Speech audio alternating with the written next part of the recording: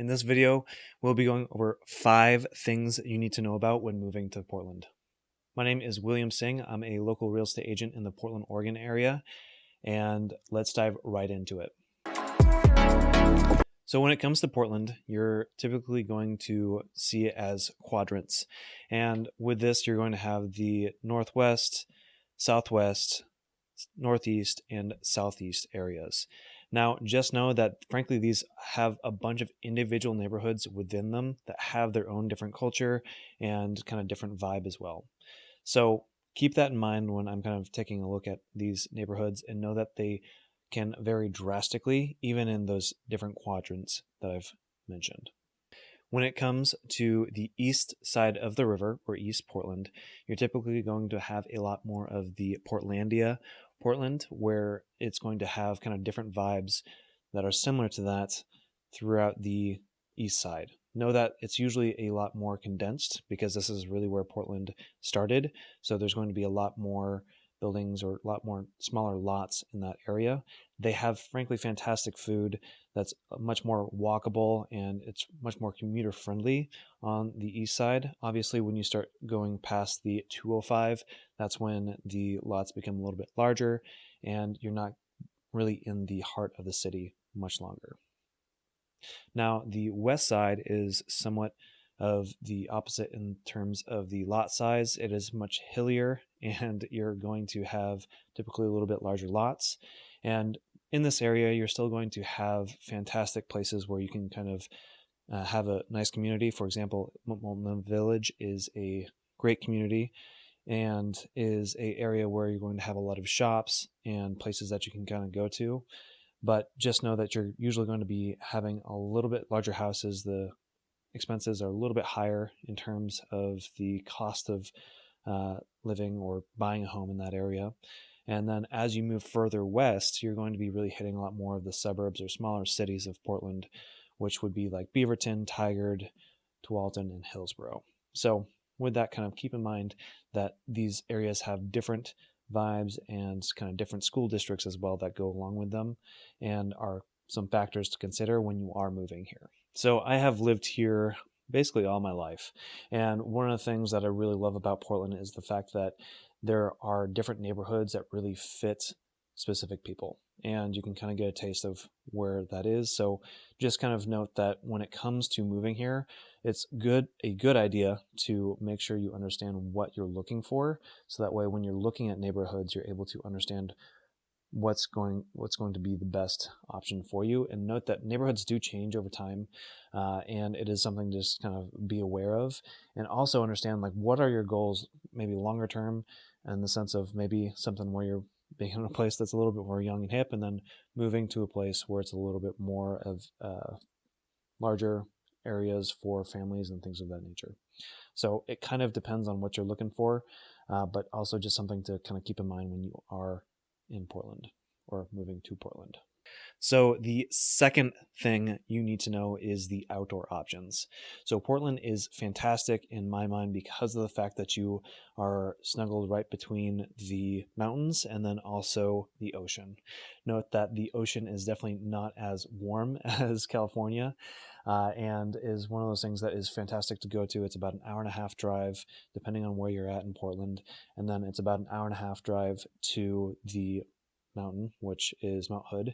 And on Mount Hood, the options you have is Ski Bowl, which is typically the little bit more affordable resort to go to, and they have fantastic night skiing. And then you have Timberline, which actually has summer skiing, and is a little bit higher up on the mountain. And then you have Meadows, which has quite a bit of space on it. But just know that that snow is a little bit more wet comparatively to, like, let's say Colorado or Utah. The Willamette Gorge is also a great outdoor option as well, where there's plenty of hiking. You can do windsurfing, windboarding, and there's a lot of activities that are outdoor focused here in the Portland area. So just something to keep in mind. So the number 3 thing is the seasons in Portland. So with Portland, we do have 4 distinct seasons, but the fall and winter seasons do tend to blend together a little bit more.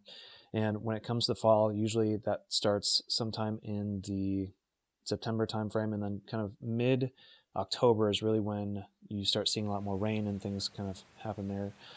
During the September timeframe, that's when all the trees are starting to turn in terms of color, and frankly is one of my favorite seasons here in Portland. Once you start diving into the winter, that's really when you start having a lot more rain. It's not something where it's all the time, and you do get some reprieves, and it's mostly overcast. But it is something to just kind of be aware of, especially people who are moving from a place where it's pretty sunny. Just know that it is not uncommon to have kind of daylight lamps that kind of help produce a little bit more vitamin D for yourself, and is also just something to be aware of when you're moving here. Now, when we turn into spring, this is also a fantastic time. Everything kind of blooms. We're going to have a little bit warmer weather, but it's also just kind of a mixed bag. I've had many times when it has rained, snowed, hailed, rained, and then sunny, all within like an hour to hour and a half. So just something to kind of be aware of, that the weather kind of gets a little bit tricky in terms of determining what's going to happen. Usually from the, let's say, March to maybe mid-April to late April. Once we really start hitting May, that's when the weather starts stabilizing a little bit more. We're going to have sun more on a consistent basis. And then we kind of transition into summer. And summer is pretty great here in the sense that it doesn't get usually too hot. We're usually in the mid 70s to low 80s most of the summer. There's plenty of things to do around here. So it's great to understand like you're not going to be in the blistering heat. And it's just a really great moderate climate to be in. So the fourth thing to know about is the industries around here. So apparel is a big one that includes Nike and Adidas. Nike is based out in the Beaverton area. That's where their campus is. And then we have Adidas, which is on the east side of the river. So just note that that's a huge industry here. And then we also have tech. So we're considered Silicon Forest, and this is where we have big players like Intel. We also have a lot of places like Zapproved, or kind of more techie businesses. So that's something to just kind of keep in mind. On top of that, we also have manufacturing. So we have a lot of sub companies or companies of Boeing down here that help supply that part of our economy. And then finally, we have hospitals. So my wife personally works at OHSU, and that's a pretty big hospital here, along with Providence. And then we do have Kaiser here as well. So these are kind of major job opportunities for people, or job industries for people to be here for. The fifth thing you need to know about is that we really like local businesses. So this is one of those things where you have like local Saturday markets, local farmers markets. That is a big part of the culture here.